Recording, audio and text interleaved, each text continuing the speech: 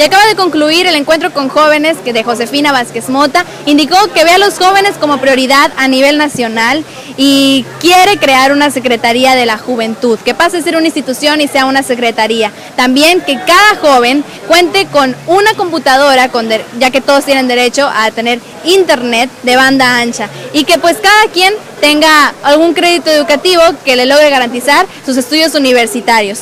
También destacó que, como ocurrió hace 3 años, con la victoria de nuestro gobernador Padres, está segura que los jóvenes hoy le van a dar la victoria. Más adelante tendrán más información, informativosonora.tv.